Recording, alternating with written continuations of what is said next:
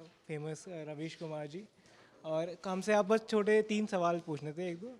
तो एक सवाल तो ये था कि आज कल की न्यूज़ मीडिया में आपके हिसाब से सबसे बड़ा चैलेंज क्या है, न्यूज़ मीडिया जो फेस कर रहा है? ये न्यूज़ मीडिया ही चैलेंज हो गया है कि मैं इस मीडिया को दूसरे तरीके से देखता हूँ कि ये सोसाइटी को, देश को और डेमोक्रेसी को बहुत हार्म कर रहा है। जो बड़ा मीडिया है जिसको लाखों करोड़ रुपए का विज्ञापन मिलता है, तो इसको आप हत्यारे की नज़र से देखिए। ये न्यूज़ मर्डरर हैं ये लोग। तो न्यूज़ के भी मर्डर करते हैं और फिर न्यूज़ के मर्डर के बहाने डेमोक्रेसी का भी मर्डर करते हैं। तो हम इस नज़र से देखते हैं और उम्मीद करते हैं कि एक दिन जो दर्शक है, जो पाठक है, वो अपनी नींद से जागेगा और एक बार सोचेगा कि वो जो देख रहा है, वो जो पढ़ रहा है, वो क्या है, वो प्रोपेगेंडा है, न्यूज़ है, प्रोफेशनल काम है या क्या है। इस उम्मीद में इस तरह के आयोजनों में आते हैं और जो लोग बात करते हैं उसके कॉन्ट्रडिक्शंस, उसमें जो कॉन्फ्लिक्ट्स हैं, उसको हम सब पिकअप भी करते हैं। आप सबको भी करना चाहिए और समझना चाहिए कि दरारें, क्रैक्स कहाँ कहाँ पर हैं।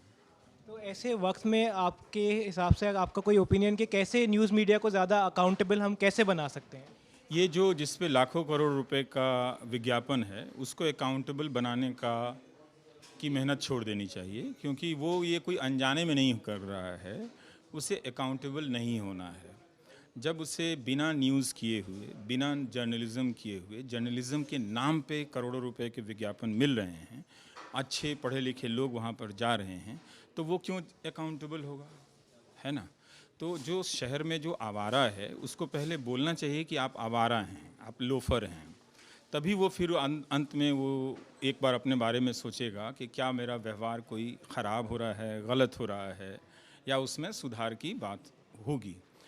इसे आप अकाउंटेबल बनाएंगे तो बिना मतलब का आपका वक्त बर्बाद होगा। आप लोगों को अकाउंटेबल बनाइए, लोगों को समझाइए कि आप एक रीडर के रूप में, एक व्यूअर के रूप में इतने इर्रेस्पॉन्सिबल नहीं हो सकते हैं कि जो न्यूज़ मीडिया करोड़ों रुपए का विज्ञापन लेके डेमोक्रेसी की हत्या कर रहा है, उसको आप देखेंगे।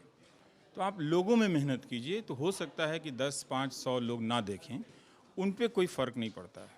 और ऐसे वक्त में जब पब्लिक डिस्कोर्स इतना पोलराइजिंग हो गया है, ऐसे वक्त में मीडिया रंबल जैसे फोरम्स की क्या भूमिका है? देखिए, पोलराइज नहीं हुआ है, क्रिमिनलाइज कर दिया गया है इश्यूज़ को पोलराइज के नाम पे। पोलराइज तो होता है कि दो तरह के मत हैं और दोनों तरह के मत को लेकर ढंग से तथ्य रखे जा रहे हैं, फिर उसमें बहस हो, क्योंकि हम तो हर चीज़ का अंतिम निष्कर्ष नहीं जानते हैं।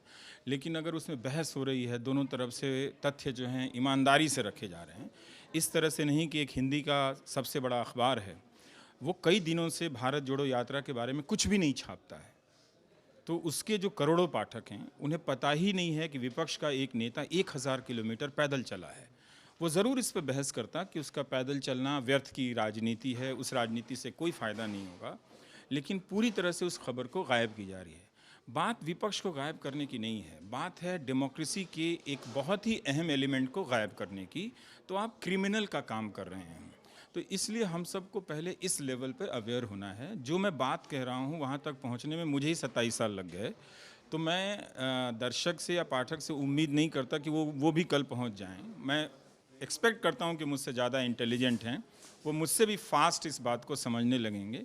नहीं समझेंगे तो वो जो मैं कह रहा हूँ वही होता हुआ देखेंगे, फिर उन्हें भी अफसोस होगा, फिर मुझे भी अफसोस होगा। वो मैं नहीं चाहता हूँ। उससे पहले लोग समझ जाएं और जो भी अल्टरनेटिव मीडिया डेवलप हो रहा है उसकी तरफ सपोर्ट करें। एक घटिया अखबार बंद कर दीजिए, 300 रुपया किसी को सपोर्ट कर दीजिए जो जर्नलिज्म कर रहा है, उसमें आपको फ्रीडम है। अगर वो नहीं कर रहा है तो फिर वो 350 रुपये आप किसी दूसरे यूट्यूबर्स को दे दीजिए, फिर किसी तीसरे को दे दीजिए। ये 20 साल से आपके घर में एक अखबार चला आ रहा है, वो आते आते रद्दी हो गया है। एक दिन उठ के देखिए कि उसमें वाकई कुछ नहीं है। तो ये सब प्रक्रियाओं से, बहस से, मंथन से जो नए पत्रकार आ रहे हैं, जो पढ़ रहे हैं, मुझे लगता है कि उनके सीने में भी आग भड़केगी और वो सोचेंगे, मतलब उस नींद से टूटेंगे, शेकअप होगा, स्टरर होगा। तो थोड़ा अच्छा है इसमें बात आगे बढ़ती रहे, क्योंकि ये लड़ाई एक आदमी से एक दिन में तो नहीं जीतने वाली है। तो ये प्रक्रिया चलती रहे। आखिरी सवाल एक बहुत लाइटर नोट पे इसको ख़त्म करते हैं कि अभी रिसेंटली कुछ न्यूज़ पे आपने जो सबसे absurd चीज़ देखी हो, आपको ऐसा क्या लगा? नहीं नहीं, मैं टेलीविज़न देखता नहीं हूँ और कुछ क्या मतलब सभी एब्सर्ड चीज़ें हैं, तो वो एब्सर्ड चीज़ें इतनी देखता हूँ कि मैं मुझे याद ही नहीं रहती है ना। एक अखबार में निकला कि एक शहर स्वच्छता में नंबर 1 कर गया है, उसी खबर उसी पेपर पे उसी पेज पे छपा हुआ है कि उसमें पानी, किसी मोहल्ले में लोग पानी नहीं आ रहा है तो पानी के कारण घर छोड़ के जा रहे हैं, कोई 20-20 लीटर पानी खरीद के ला रहा है और हवा उसकी सांस लेने लायक नहीं है। तो जिस शहर में पानी ना हो और जिस शहर की हवा सांस लेने लायक ना हो, वो शहर स्वच्छता की रैंकिंग में नंबर 1 कैसे हो सकता है? तो इस तरह की बहुत सारी चीज़ें चलती हैं। हमारे प्रधानमंत्री के बोले गए बहुत सारे अंतर्विरोधी बयान सब चलते रहते हैं, जो इधर से उधर भटकाते रहते हैं। उन पे कोई कॉन्टेस्ट नहीं करता है, कोई फैक्ट्स नहीं रखता है। तो सारे उनके बोले हुए वैसे बयान जो फैक्ट्स के आधार पर चेक किए जा सकते थे, अनचेक्ड है। तो ये दुनिया के पहले प्रधानमंत्री हैं जो अनचेक्ड रहे, इनको कोई चेक नहीं किया। जिस मीडिया को करना चाहिए था तो किसी में हिम्मत नहीं है करने की। तो वो मीडिया देख के हर भारतवासी को समझना चाहिए कि क्या वो इस मीडिया के रहते हुए भारत पे गर्व कर सकते हैं। मुझे नहीं लगता है कि कोई भी सजग भारत का नागरिक इस गोदी मीडिया को देखकर भारत पे गर्व कर सकता है। Thank you.